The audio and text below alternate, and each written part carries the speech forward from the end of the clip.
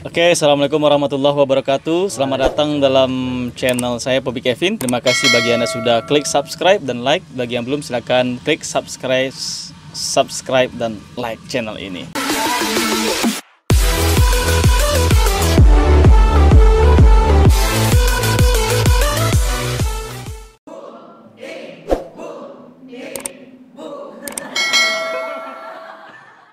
Teman-teman, tema kita kali ini sangat menarik. Baru-baru ini Menteri Pendidikan Nasional kita, Mas Nadiem Makarim, memutuskan bahwa pandemi ini kita belajar di rumah ya, sampai dengan Desember 2020.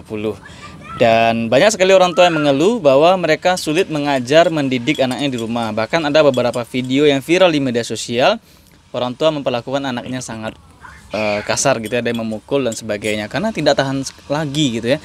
Nah, fenomena ini bagaimana cara mengatasinya? Dan apa penyebabnya? Kita akan bahas bersama salah satu pakar mesin kecerdasan anak, Dr. Roni Pasla. Beliau ini selain staf pengajar, dosen di Universitas Andalas, juga telah menguasai banyak ilmu di bidang parenting, salah satunya yang akan kita bahas hari ini. Kita sapa dulu beliau. Selamat sore, Bang. Selamat sore, Kevin. Ya, alhamdulillah. Alurnya apa ya? Ya, ya. Assalamualaikum, Bang. Waalaikumsalam. Alhamdulillah. Jadi kita sambil santai aja guys ya, sambil ngopi ya. Kopi ini Kopi Radix, sponsornya langsung beliau ya. Oke, langsung saja lah kita santai-santai, kita dengarkan pendapat beliau tentang fenomena kali ini. Terima kasih Mas Kevin. Sebenarnya apa yang Mas Kevin sampaikan terkait dengan fenomena orang tua, ada yang marah-marah sama anak, ada yang mukul anak, kemudian ada yang curhatan di Facebook, di WhatsApp, Instagram dan segala macamnya, bagaimana susahnya untuk mengajari anak di rumah ini, menurut saya wajar. Kenapa wajar? Pertama sekali karena memang belum terbiasa. Ya, orang tua yang selama ini sibuk dengan urusan ekonomi di rumah tangga tiba-tiba beralih profesi menjadi seorang staf pengajar. Jadi itu adalah sebuah pergeseran profesi yang itu butuh waktu. Secara tiba-tiba. Secara tiba-tiba. Nah, kemudian otomatis juga orang tua tidak punya skill untuk mengajar karena juga belum dipersiapkan. Kan belum ada training bagaimana cara mengajari anak di rumah, belum ada. Banyak orang tua yang belum mendapatkan itu. Secara pribadi saya pun mungkin beberapa mewakili orang tua yang lain juga shock ketika terjadi peralihan antara kondisi belajar di sekolah dipindahkan ke rumah. Nah, bagi ayah bunda yang memiliki permasalahan sulitnya untuk mengajari anak, maka sebenarnya kita harus menguasai ilmu tentang teknik dan tips bagaimana cara mengajari anak yang efektif dan menyenangkan di rumah. Nah, karena memang setiap anak itu unik dan berbeda-beda. Walaupun misalnya anak kita 3, tapi beda-beda. Lucu. Ya, itu biasa guys ya, kita kan santai aja ya sambil ngelucu-ngelucu ya. Minum kopi dulu nak. Oke. Jadi tadi sampai di Ya, tips dan trik ya. Tips and trick ya. Tapi apakah wajar kalau seandainya ada orang tua yang sampai main tangan gitu ya pada anaknya? Apa itu memang sudah di luar batas kesabaran atau bagaimana menurut Bang Roni? Iya. Kenapa sampai main tangan? Sebenarnya ya itu disebabkan karena sudah tidak bisa lagi mengontrol emosi ya. Artinya orang tua punya harapan anaknya bisa menyelesaikan tugas-tugas yang diberikan di sekolah dengan cepat, kemudian tanpa harus dibantu. Tapi dalam realitanya mereka malah tidur-tiduran, malas-malasan, itu tidak mendengar ya. Jadi memang setiap anak ini unik dan berbeda. Mungkin saja kita memberikan perlakuan A, ternyata anak kita tipenya B. Anak kita berikan perlakuan B, kita ajari dengan cara yang B, ternyata anak kita modelnya yang C. Jadi harus mesti matching antara ya anaknya ABC gimana? Iya, perlakuannya mesti ABC juga. Bahkan gitu sampai ya? Z anaknya sampai Z juga. Karena harus sweet ya, harus cocok antara perlakuan yang kita berikan dengan cara belajar anak. Berarti setiap anak itu pasti berbeda ya. Ada yang A, B, C. Ada Iya. kan? Misalnya dia punya anak 5 semuanya A gitu. Ada Tipenya juga, sama, ada bisa, bisa. Itu ada kemungkinan itu terjadi. Makanya penting bagi orang tua memahami skill ini, bagaimana memahami tentang mesin kecerdasan anak. Mesin kecerdasan. Oke.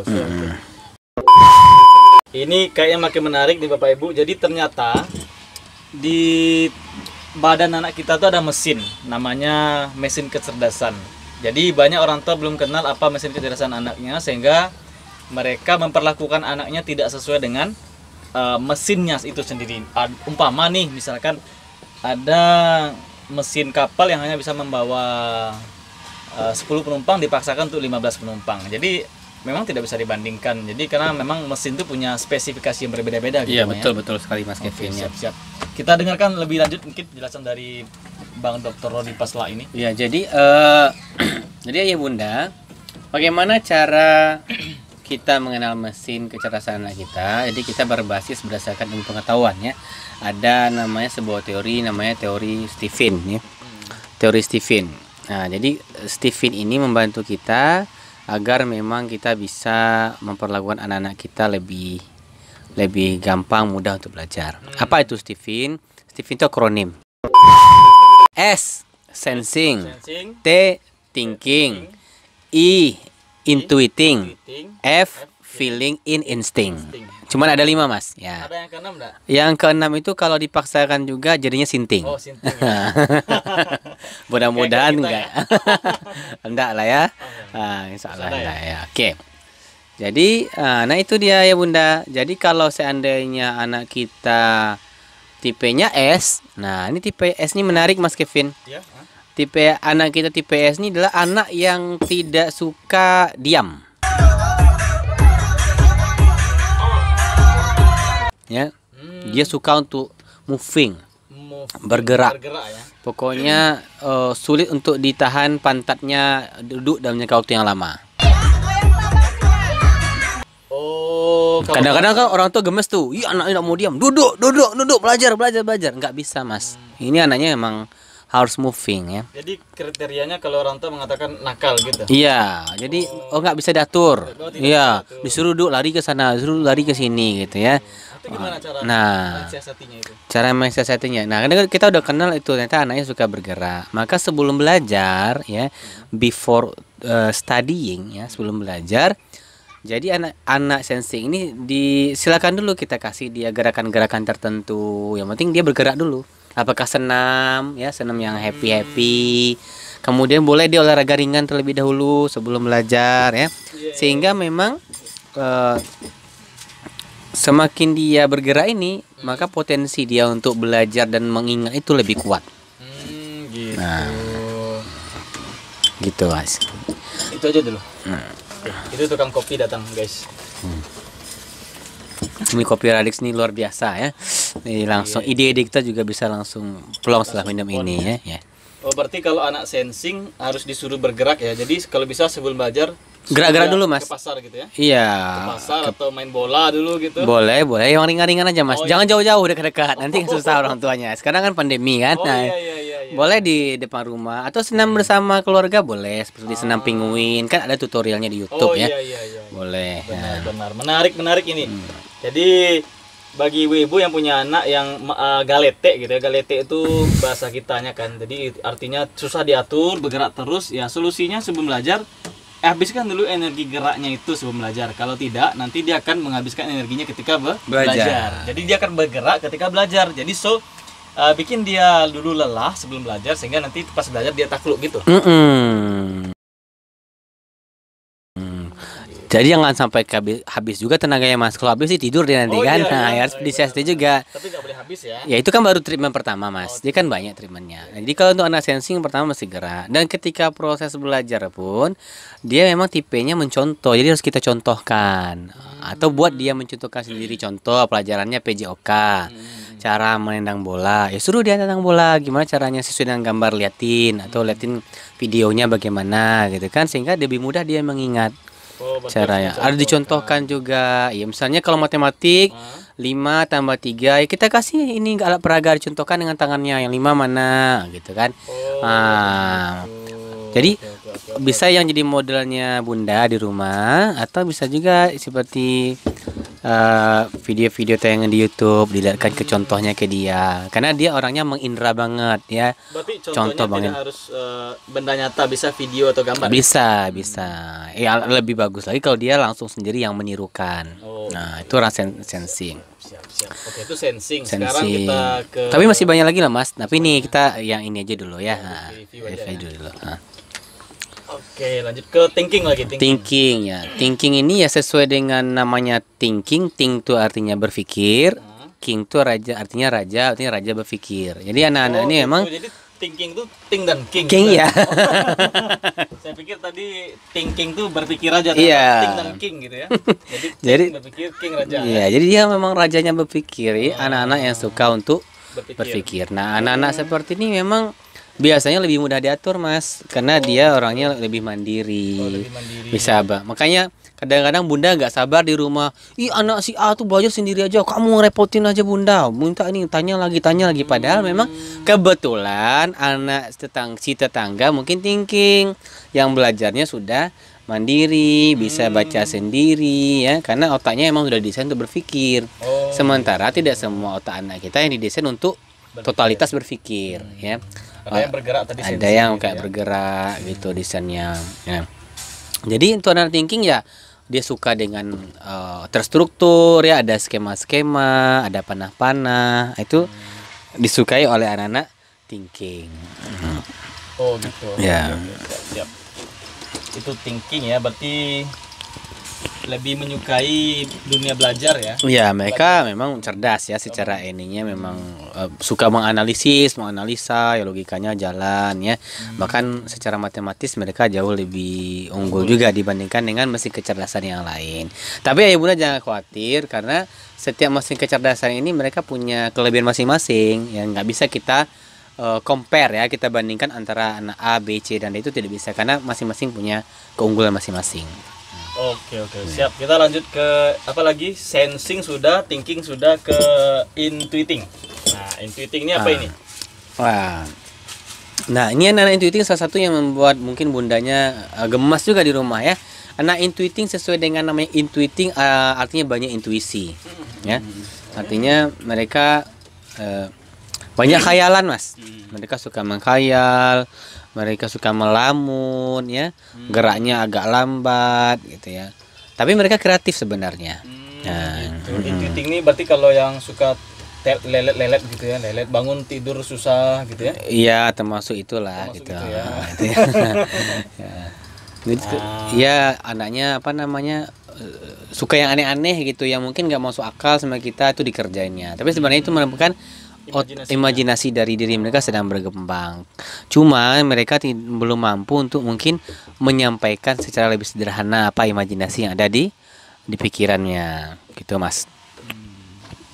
Nah, anak intuiting ini sebaiknya memang diberikan ruang ya untuk dia mengeksplorasi kreativitasnya, ya. Jadi intuiting ini bagaimana cara mendidik anak yang di rumah? Ya.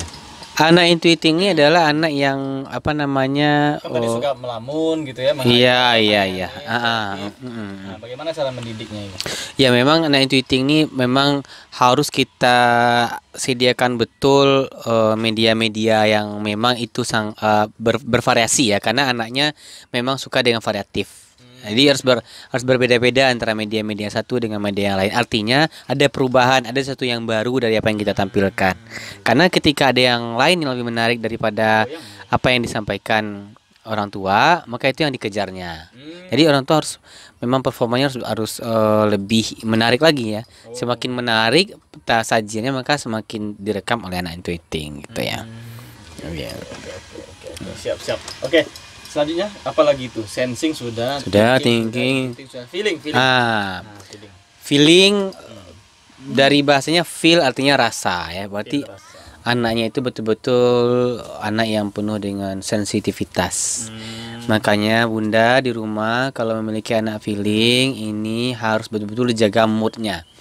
Jangan sampai moodnya terluka sebelum dia belajar. Kalau ada moodnya nggak enak sebelum belajar maka otomatis dia nggak bisa belajar. Oh, anak feeling ini sesuai namanya feeling berarti perasaan. Perasaan. Mudah tersinggung. Mudah berubah moodnya. Mudah berubah moodnya. Jadi moodnya ini perlu kita jaga sebelum dia belajar. Dipuji dulu gitu kan, disenang-senangkan terlebih dahulu gitu. Oke. Berarti itu cara mengajarnya ya. Bunda, kalau anak kita bertipe insting, anak insting ini adalah anak-anak yang sebenarnya serba bisa, Mas Kevin ya. Jadi anak ini adaptif sekali dengan segala sesuatu gitu ya. Cuman masalahnya anak-anak ini gampang sekali trauma, apalagi kalau seandainya ayah bunda marah-marah di rumah gitu ya, atau misalnya guru matematiknya killer gitu, sehingga dia memang sulit untuk memahami matematik. Jadi untuk anak-anak seperti insting emang harus dijaga betul agar tidak sampai trauma terhadap sesuatu. Gitu ya. Artinya jangan sering dikata-katai, dimarah-marahi gitu ya. Atau ada konflik dalam rumah tangga misalnya. Berarti anak insting ini traumatik yang mendalam, membekas. Iya, membekas, dia traumatik. Tapi sebenarnya anak insting ini dia serba bisa, Mas. Jadi untuk cara belajarnya lebih gampang. Anak insting ini dia suka dengan dari yang umum dulu ke khusus. Artinya kesimpulannya apa dulu baru didetailkan. Dan lebih mudah sekali kalau seandainya ada latar-latar musik yang mengiringi ketika dia belajar. Gitu.